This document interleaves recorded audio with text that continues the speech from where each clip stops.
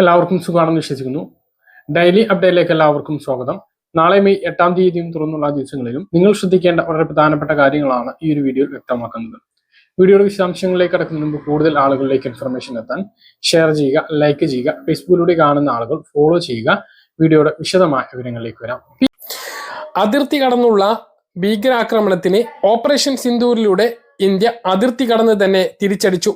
9 ഭീകര കേന്ദ്രങ്ങൾ സേന ആക്രമിച്ചു. ഇന്നലെ പുലർച്ചെ 1:05 തുടങ്ങിയ ആക്രമണം 1:30 വരെ നീണ്ടു. ആക്രമണ വിവരം ലോകത്തെ അറിയിച്ചത് വനിതാ സൈനിക ഉദ്യോഗസ്ഥരായ വിംഗ് കമാൻഡർ വ്യോമിക സിംഗും കേണൽ സോഫിയ ഖുറേഷിയുമാണ്. ഇന്ത്യയുടെ ആക്രമണത്തെ തുടർന്ന് പാകിസ്ഥാനിൽ റെഡ് അലർട്ട് പ്രഖ്യാപിച്ചിട്ടുണ്ട്.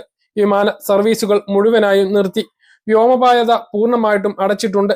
ആശുപത്രികൾക്ക് ജാഗ്രതാ നിർദ്ദേശവും നൽകിയിട്ടുണ്ട്. പാകിസ്ഥാനിൽ സ്കൂളുകൾ അനിശ്ചിതകാലത്തേക്ക് അടച്ചു.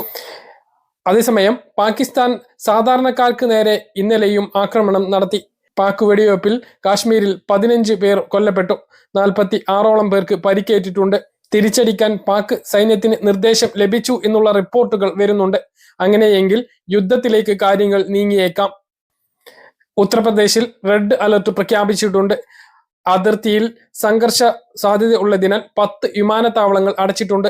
ശ്രീനഗർ, ജമ്മു, ധരംശാല, അമൃത്സർ, ലേ, ജയ്പൂർ, ഭുജ്, ജാംനഗർ, ചണ്ഡീഗഡ്, രാജ്കോട്ട് എന്നീ വിമാനത്താവളങ്ങളാണ് അടച്ചിട്ടുള്ളത്. അടിയന്തര സാഹചര്യത്തെ നേരിടാൻ ജനങ്ങൾക്ക് ബോധവൽക്കരണവുമായി രാജ്യമാകെ ഇന്ന് മോക്ക് ഡ്രിൽ നടന്നു.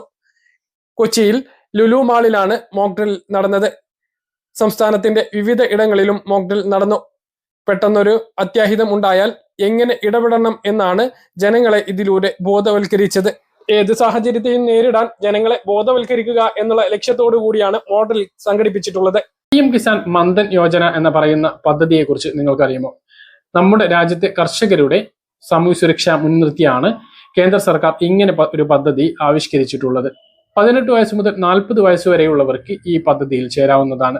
ചെറിയ പ്രായത്തിൽ ചേരുന്നതിനനുസരിച്ച് 60 വയസ്സിന് ശേഷം ലഭിക്കുന്ന പെൻഷൻ തുകയിൽ വർധനവുണ്ടാകും. ഇതിൽ ചേരുന്നവർക്ക് പ്രതിമാസം അംശാദായം അടയ്ക്കണം. 18 വയസ്സിൽ ചേരുന്ന ആളുകൾക്ക് 55 രൂപയാണ് അടയ്ക്കേണ്ടത്. പ്രായം കൂടുന്നതിനനുസരിച്ച് തുകയിൽ ചെറിയ വർധനവുണ്ടാകും. 40 വയസ്സുള്ള ആളാണ് ചേരുന്നത് എങ്കിൽ പ്രതിമാസ അളവ് 200 രൂപയായിരിക്കും. 60 വയസ്സുവരെ അംശാദായം അടച്ചവർക്കാണ് ഇതിലൂടെ പെൻഷൻ യോഗ്യതയുണ്ടാകുക. ഏറ്റവും കുറഞ്ഞത് 3000 രൂപയാണ് പെൻഷൻ വാഗ്ദാനം ചെയ്യുന്നത്. സർക്കാർ, അർദ്ധ സർക്കാർ ജീവനക്കാർക്കോ പെൻഷൻകാർക്കോ ഇതിൽ ചേരാൻ കഴിയില്ല. 2 ഹെക്ടറോ അതിൽ താഴെയോ സ്വന്തമായിട്ടുള്ള ഭൂമിയുള്ളവർക്കാണ് ഇതിൽ ചേരാൻ വേണ്ടിയിട്ട് കഴിയുക. അതായത് PM കിസാൻ സമ്മാൻ നിധി ഗുണഭോക്താക്കൾക്കെല്ലാം ഇതിൽ ചേരാൻ സാധിക്കുന്നതാണ്. ആദായ നികുതി അടക്കുന്നവർക്ക് ഇതിൽ ചേരാൻ കഴിയില്ല. ആധാർ കാർഡ്, റേഷൻ കാർഡിന്റെ പകർപ്പ്, ബാങ്ക് പാസ്ബുക്കിന്റെ പകർപ്പ്, മൊബൈൽ ഫോൺ നമ്പർ ഇവയാണ് ഇതിൽ ചേരുന്നതിന് വേണ്ടിയിട്ട് ആവശ്യമായ രേഖകൾ. പദ്ധതിയെക്കുറിച്ചുള്ള കൂടുതൽ വിവരങ്ങൾക്ക് നിങ്ങളുടെ തൊട്ടടുത്തുള്ള അക്ഷയ കേന്ദ്രങ്ങളുമായിട്ടോ CSC കേന്ദ്രങ്ങളുമായിട്ടോ ബന്ധപ്പെടാവുന്നതാണ്. എല്ലാ മാസവും പൊതുമേഖലാ എണ്ണ കമ്പനികൾ ഗ്യാസ് വില പുതുക്കി നിശ്ചയിക്കാറുണ്ട്. കഴിഞ്ഞ 20 ദിവസത്തിനുള്ളിൽ 2 തവണ ഗ്യാസ് വില പുതുക്കി നിശ്ചയിച്ചിരുന്നു. വീടുകളിൽ ഉപയോഗിക്കുന്ന ഗാർഹിക സിലിണ്ടറിന് ഏപ്രിൽ 15-ാം തീയതി വില കൂട്ടുകയാണ് ചെയ്തത്. മെയ് 1-ാം തീയതി വാണിജ്യ സിലിണ്ടറിന് വില കുറക്കുകയും ചെയ്തിട്ടുണ്ട്. 17 രൂപ 50 പൈസയോളം ശരാശരിയായിട്ടാണ് കുറവ് വരുത്തിയിട്ടുള്ളത്. വിവിധ പട്ടണങ്ങളിൽ കുറവിൽ വ്യത്യാസം ഉണ്ട്. ഏപ്രിൽ 15ഓടുകൂടി 2.5 വർഷത്തിന് ശേഷം വീട്ടിൽ ഉപയോഗിക്കുന്ന ഗാർഹിക സിലിണ്ടറിന് 50 രൂപ വർദ്ധിപ്പിച്ചിരുന്നു. 871 രൂപ 50 പൈസയാണ് ഗാർഹിക സിലിണ്ടറിന്റെ വില. തുകയോടൊപ്പം ഡെലിവറി ചാർജ് കൂടി ചേർത്താണ് ഗ്യാസ് വില പല ആളുകൾക്കും നൽകേണ്ടി വരുന്നത്. പല പ്രദേശങ്ങളിലും വലിയ തുക ഡെലിവറി ചാർജ് ഈടാക്കുന്നു എന്നുള്ള പരാതിയും നിലവിലുണ്ട്. നിലവിൽ ഗ്യാസ് ഏജൻസിയിൽ നിന്നും 5 കിലോമീറ്റർ ചുറ്റളവിൽ ഗ്യാസ് ഡെലിവറി ചാർജ് ഇല്ല. അത് സൗജന്യമാണ്. ഗ്യാസിന്റെ തുക എത്രയാണോ ആ ഒരു തുക മാത്രമാണ് ഗ്യാസ് ഏജൻസിയിൽ നിന്നും 5 കിലോമീറ്റർ ചുറ്റളവിൽ നൽകേണ്ടി വരുന്നത്.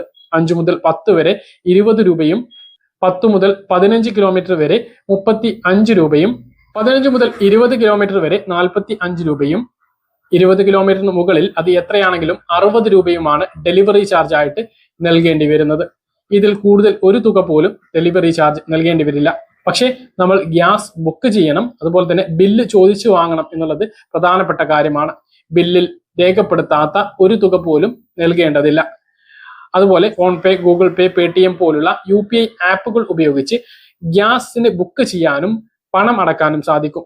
അങ്ങനെ പണം അടക്കുമ്പോൾ ഗ്യാസിന് എത്ര രൂപയാണോ വരുന്നത് ആ ഒരു തുക മാത്രം നൽകിയാൽ മതി. അധിക ചാർജ് നൽകേണ്ടി വരുന്നില്ല എന്നുള്ളത് കൂടി ഓർമ്മിപ്പിക്കുന്നു. അതുപോലെ ഗ്യാസ് വിതരണക്കാർ ചില പ്രദേശങ്ങളിൽ ഓരോ സിലിണ്ടറിൽ നിന്നും വളരെ കുറഞ്ഞ തോതിൽ കാലി സിലിണ്ടറിലേക്ക് ഗ്യാസ് ചോർത്തുകയും കരിഞ്ചന്തയിൽ സിലിണ്ടർ മറിച്ചു വിൽക്കുകയും ചെയ്യുന്ന പതിവുണ്ട്. അങ്ങനെ വരുമ്പോൾ സാധാരണ നമുക്ക് ലഭിക്കേണ്ട സിലിണ്ടറുകളിൽ കുറവ് അനുഭവപ്പെട്ടേക്കാം. ഏറ്റവും പ്രധാനപ്പെട്ട ഒരു കാര്യം, ഗ്യാസ് വാങ്ങുന്ന ഒരു ഗുണഭോക്താവിന് ഇതിന്റെ തൂക്കം കൃത്യമായി അറിയാൻ അവകാശമുണ്ട് എന്നുള്ളതാണ്. 29.500 കിലോഗ്രാം ആണ് ഗാർഹിക പാചകവാതക സിലിണ്ടറിന്റെ തൂക്കം മൊത്തം വേണ്ടത്. ഇതിൽ 14.2 കിലോ ഗ്യാസിന്റെ തൂക്കവും 15.3 കിലോ സിലിണ്ടറിന്റെ തൂക്കവുമാണ്. ഇത് നമുക്ക് തൂക്കി നോക്കി വാങ്ങാനുള്ള അവകാശമുണ്ട്. ഓടുന്ന വാഹനത്തിൽ അത് തൂക്കി നോക്കുന്ന ഉപകരണം നിർബന്ധമാണ്. വീട്ടുകാർ ആവശ്യപ്പെടുകയാണ് എങ്കിൽ തൂക്കി നൽകൽ അത്യാവശ്യമാണ്. അത് തൂക്കി നൽകൽ നിർബന്ധമാണ്.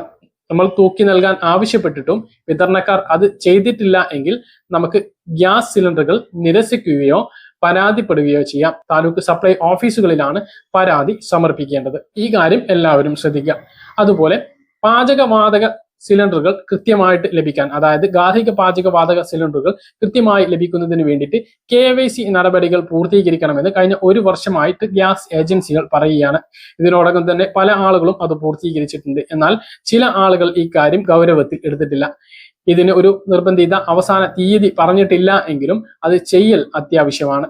നേരത്തെ സബ്സിഡിയൊക്കെ ലഭിച്ചിരുന്ന ഉജ്ജൽ യോജന പദ്ധതിയിലുള്ളവർക്ക് മാത്രമായിരുന്നു ഇങ്ങനെ ഒരു KYC നടപടി എങ്കിൽ ഇപ്പോൾ ഗാർഹിക സിലിണ്ടറുകൾ ഉപയോഗിക്കുന്നവർക്കെല്ലാം ഇത് വേണം. അതുകൊണ്ട് തന്നെ ആരുടെ പേരിലാണോ ഗ്യാസ് കണക്ഷൻ ഉള്ളത് അവരാണ് ഇത് ചെയ്യേണ്ടത് എന്നുള്ളതാണ് ഏറ്റവും പ്രധാനപ്പെട്ട കാര്യം. അത് ചെയ്തിട്ടില്ല എങ്കിൽ നമുക്ക് വലിയ ബുദ്ധിമുട്ട് നേരിടേണ്ടി വന്നേക്കാം. ഭാവിയിൽ ഗ്യാസ് ബുക്ക് ചെയ്യുന്നതിനും ഗ്യാസ് റീഫില്ല് ചെയ്യുന്നതിനും സാധിക്കാതെ വന്നേക്കാം.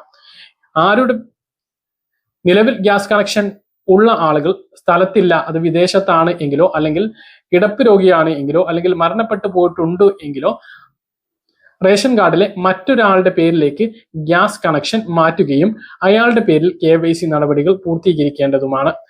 ഗ്യാസ് ഏജൻസിയിലെത്തിയും അക്ഷയ CSC കേന്ദ്രങ്ങൾ മുഖേനയും മൊബൈൽ ആപ്പ് മുഖേനയും ഈ KYC നടപടികൾ പൂർത്തീകരിക്കാവുന്നതാണ്.